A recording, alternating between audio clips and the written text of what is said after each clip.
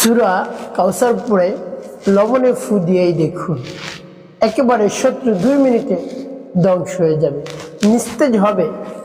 আপনার কথায় শত্রু উঠবে আর বসবে। প্রিয় ভাই বোনেরা, শত্রুকে নিয়ে আপনি অনেক টেনশনের মধ্যে রয়েছেন, প্রেশারের মধ্যে রয়েছেন, দুশ্চিন্তার মধ্যে রয়েছেন। চতুর্দিক থেকে শত্রু আপনাকে ক্ষতি করে, ডানে বামে সামনে পিছন দিক থেকে, সব দিক থেকে শত্রু ক্ষতি করে। আপনার অনেক রকম শত্রু রয়েছে, আপনার জানের হুমকি রয়েছে, আপনার জানের নিরাপত্তা নেই। বাইরে বের হলেই আপনাকে হত্যা করে ফেলতে পারে, এরকম আপনার শত্রু থাকতে পারে। এজন্য আপনি ভয়ে একা কোথাও বেরো হন না, যে আমি যদি একা বের হই তাহলে আমাকে মেরে ফেলবে। এই ভয়ে আপনি বাড়ির থেকেও বের হতে পারেন। তো এইভাবে আপনার জানের শত্রু, তারপরে মানের শত্রু, সম্পদের শত্রু আপনার সম্পদ নষ্ট করে, শুধু সম্পদের ক্ষতি করে, কাছে থেকে করে, দূরে থেকে করে, সব জায়গায় বসে ক্ষতি করে। তার কারণ আপনি যেন উপরে না উঠতে পারেন। প্রতিহিংসাবশত আপনার সাথে শত্রুতা করে। আপনি একটু ভালো আছেন, আপনার ফ্যামিলি ভালো, আপনার ক্ষতি করবে, এটাই কাজ, আর কোনো কাজ নেই আপনার সাথে। আপনি একটা ব্যবসা প্রতিষ্ঠান চালাচ্ছেন, সেই ব্যবসা প্রতিষ্ঠানের সাথে আরেকটি ব্যবসা প্রতিষ্ঠান এসে দিবে তা আপনাকে ডান করার জন্য। আপনাকে ডান করতে পারবে না যদি আপনি আমার দেখার নিয়মে যেভাবে আমলটি করতে পারেন। যতই জনবল হোক, যতই অর্থ সম্পদ হোক, তার নিজের মধ্যে একেবারে খবর হয়ে যাবে সে যে কতটা কষ্টের মধ্যে থাকবে যদি আপনি আমলটি করতে পারেন। প্রিয় ভাই বোনেরা, আপনার শত্রুতা করবে না, ক্ষতি আর করবে না। উপকারে যদি কাজ করতে পারে করবে, ক্ষতি আর কখনো করবে না ইনশাআল্লাহ। প্রিয় ভাই বোনেরা, এভাবে আপনার ফ্যামিলির শত্রু থাকতে পারে, পরিবারের শত্রু থাকতে পারে। বলেছিলাম আপনার ফ্যামিলি ভালো, আপনার স্ত্রী ভালো, আপনার সন্তানগুলো ভালো, বাধ্য, কথা শুনে লেখাপড়া করে, লেখাপড়ায় ভালো ভালো রেজাল্ট আপনাকে উপহার দেয়, আপনার সমাজে অনেক মূল্য বেড়ে যাচ্ছে, অর্থাৎ সম্মান বেড়ে যাচ্ছে। এটা অর্থাৎ সম্মান বেড়ে যাচ্ছে। আপনার শত্রুর চোখে এটা সে দেখতেই পারে না যে কেমন করে তার সম্মান বেড়ে যায়, কেমন করে তার সম্মান নষ্ট করা যায়, সেই দিকে সে তাকিয়ে থাকে। কেমন করে ক্ষতি করে তাকে নিচে নামায়। প্রিয় ভাই বোনেরা, এবার যদি শত্রু থাকে তাকে আপনি সাথে সাথে দমন করুন, সাহায্য করুন, নিস্তেজ করে ফেলুন। প্রিয় ভাই বোনেরা, তারপরে আপনার যদি সম্মানের ক্ষতি করে, কেমন করে সম্মানের ক্ষতি করে? রাস্তাঘাটে, হাটে, মাঠে, বাজারে, যেখানে আপনার সাথে দেখা হবে আপনার সম্মান নষ্ট করে। হয়তো দেখা যায় শত্রু আপনার চেয়ে বয়সে ছোট, আপনার তো কি করে আপনার নাম ধরে ধরে ডাকবে, আপনার মান সম্মান একেবারে মাটির সাথে মিলে যায়, আপনি কিছু বলতেও পারেন না। যদি কিছু বলতে যান তাহলে দেখা যায় উল্টো আবার নির্যাতন চালায়, বেশি করে নির্যাতন চালায় আপনার। আপনি প্রতিবাদও জানাতে পারছেন না, তাহার মাধ্যমে যদি আপনি প্রতিবাদ জানান তাহলেও পরবর্তীতে আপনার উপর নির্যাতনের মাত্রা বৃদ্ধি করে দেয়, জুলুমের মাত্রা বৃদ্ধি করে দেয়। প্রিয় ভাই বোনের, এই জন্য শত্রুকে আপনি দমন করুন, নিস্তেজ করুন।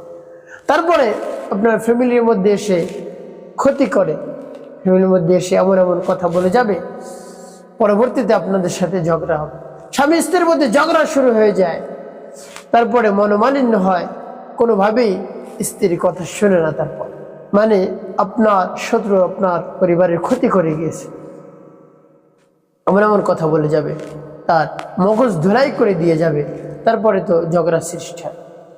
এমনকি এক পর্যায়ে চলে যায়, সংসার ভেঙে যায়, সংসার নষ্ট হয়ে যায়, সংসারটা তছনছ হয়ে যায়, এভাবে হয়ে থাকে। তো শত্রু থেকে আপনি দূরে থাকুন। যদি আপনি বুঝেন অমুক আমার শত্রু, তার থেকে দূরে থাকুন এবং এভাবে আমলটি আপনি চালিয়ে যান। দেখবেন আপনার শত্রু নিস্তেজ হবে, দমন হবে, একেবারে শায়েস্তা হয়ে যাবে, ধ্বংস হয়ে যাবে। প্রিয় ভাই বোনের, আমলটি আপনি কেমন করে করবেন? এভাবে আমলটি করে লবণ রেডি করে সেই লবণ কেমন করে ব্যবহার করবেন আমি আপনাদেরকে বলে দিচ্ছি। প্রিয় ভাই বোনেরা, শুরুতেই বলবো আমলটি কেমন করে করবেন।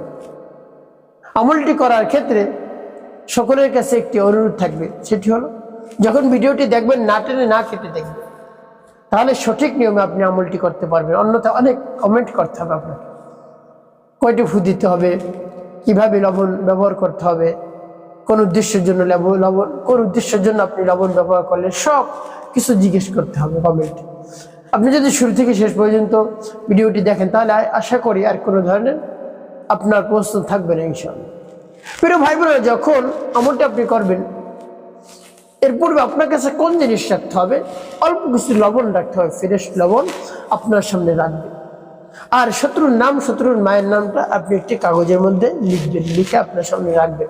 তার কারণ অনেক সময় দেখা যায় আমলটি চলাকালীন অবস্থায় ভুলে যায়, সে সময় আপনি কোত্থেকে খুঁজে আনবেন। এই জন্য শুরুতেই আপনি শত্রুর নাম, শত্রুর মায়ের নাম লিখে তারপরে আপনি আপনার সামনে লবণ রেখে ডেকে রাখবেন। যখন এভাবে করা হবে তারপর আপনার যদি অজু থাকে তাহলে তো ভালো, অন্যথায় আপনি উত্তম রূপ অজু করবেন। উত্তম রূপ অজু করে পবিত্রতা অর্জন করে পবিত্র স্থানে আপনি বসবেন। তারপরে আপনার জীবনের সমস্ত গুনার কথা স্মরণ করে ক্ষমা প্রার্থনা করেন। আস্তাগফিরুল্লাহ রাব্বি মিন কুল্লি যামবি ওয়া আতুবু ইলাইহি লা হাওলা ওয়া লা কুওয়াতা ইল্লা বিল্লাহিল আলিয়্যিল আযীম। এবং যখন ইস্তেগফার পাঠ করা হয়ে যাবে তারপরে আপনি কি করবেন? ইস্তেগফার পাঠ করা হয়ে গেলে তারপর আপনি নবী সাল্লাল্লাহু আলাইহি ওয়াসাল্লাম মুহাব্বত নিয়ে, ভালোবাসা নিয়ে 3 বার দুরূদ শরীফ পাঠ করবেন। সাল্লাল্লাহু আলাইহি ওয়াসাল্লাম, সাল্লাল্লাহু আলাইহি ওয়াসাল্লাম, সাল্লাল্লাহু আলাইহি ওয়াসাল্লাম। এবং যখন ইস্তেগফার দুরূদ শরীফ পাঠ করা হয়ে যাবে তারপরে আপনি সূরাতুল কাউসার পাঠ করবেন। যখন পাঠ করবেন মনে মনে রব্বি কারীমের কাছে বলবেন, হে আল্লাহ, শত্রু দমনের জন্য, ধ্বংস করার জন্য, নিস্তেজ করার জন্য আমি আমলটি করতেছি, আমার আমলকে কবুল করুন, আমার সময়কে কবুল করুন, শত্রুকে নিস্তেজ করে দিন, শত্রুর মনকে নরম করে দিন, গলিয়ে দিন। এভাবে রব্বি কারীমের কাছে আপনি বলবেন। তারপরে আপনি সূরাতুল কাউসার পাঠ করবেন। এভাবে সূরাতুল কাউসার পাঠ করে লবণে ফু দিয়ে সেই লবণ কি করবেন আমি পরবর্তীতে বলে দিচ্ছি, আগে আমলটি শেষ করে নিন। যেমন বিসমিল্লাহির রহমানির রহিম, ইন্না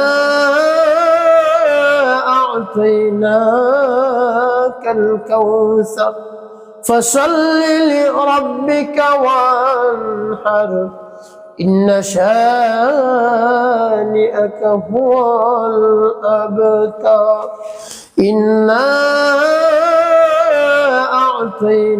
আ'তাইনাকাল কাউসার ফাসাল্লি লিরাব্বিকা ওয়ানহার ইন্না শানিআকা হুয়াল আবতার। এভাবে যখন পাঠ করা হয়ে যাবে লবণের মধ্যে আপনি একটি ফু দিবেন ভাই বোনেরা।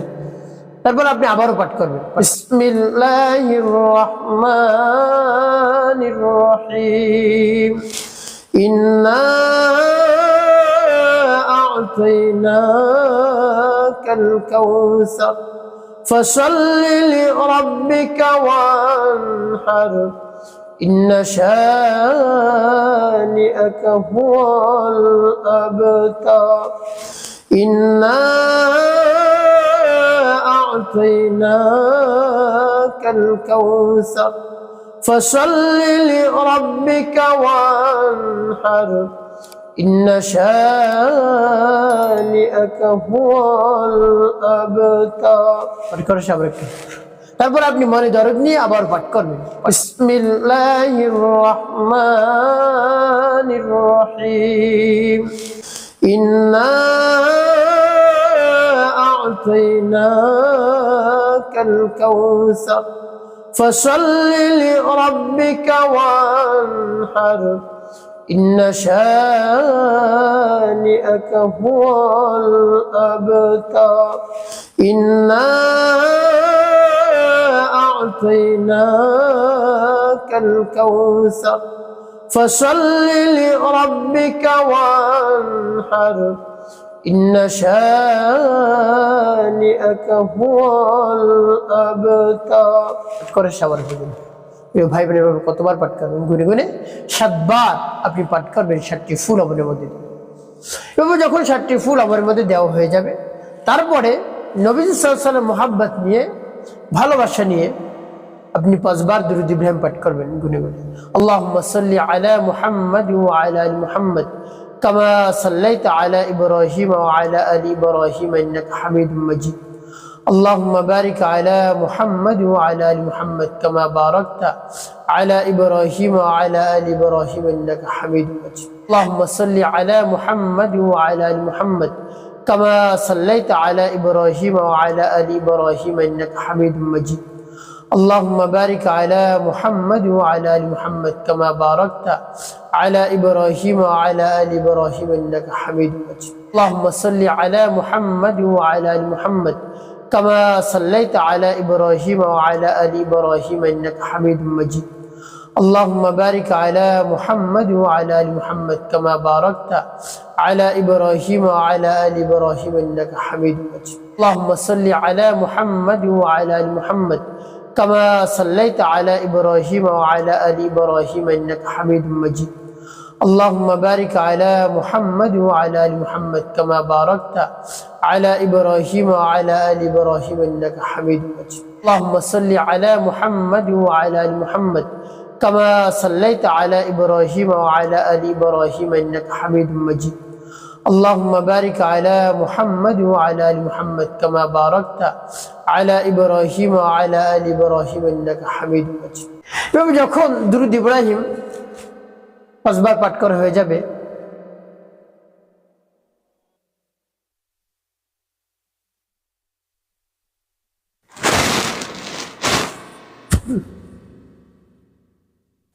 এভাবে যখন দুরূদ ইব্রাহিম 5 বার পাঠ করা হয়ে যাবে দুটি ফু লবণের মধ্যে দিন প্রিয় ভাই বোনেরা আপনার আমলটি করা হয়ে গেল এখন কি করবেন আমি বলবো এখন লবণ কিভাবে আপনি ব্যবহার করবেন এই লবণ আপনি গভীর রজনীতে আগুনের মধ্যে জ্বালান শত্রুর মায়ের নাম শত্রুর নাম নিয়ে আপনি আগুনের মধ্যে জ্বালাবেন এবং মনে মনে বলবেন হে আল্লাহ আমার শত্রুকে আপনি দমন করে দিন নিস্তেজ করে দিন একেবারে ধ্বংস করে দিন এভাবে মনে মনে বলবেন আগুনের মধ্যে নিক্ষেপ করবেন প্রিয় ভাই বোনেরা এভাবে যদি আপনি করতে পারেন তাহলে আপনার শত্রু একেবারে চিরতরে শেষ হয়ে যাবে আপনার আর কোনো ধরনের ক্ষতি করতে পারবে না তার মন নরম হবে রব্বুল কারীম নরম করে দিবেন গলিয়ে দিবেন আপনার ক্ষতি করবে না উপকারে কাজ করবে প্রিয় ভাই বোনেরা এভাবে পরিপূর্ণ বিশ্বাস এবং আস্থা নিয়ে যদি আপনি করতে পারেন অবশ্যই উপকৃত হতে পারবেন আর যদি মনের মধ্যে সন্দেহ থাকে আমলটি করলাম উপকার পাবো কি পাবো না তাহলে আপনি উপকৃত হতেও পারেন নাও হতে পারেন আর যদি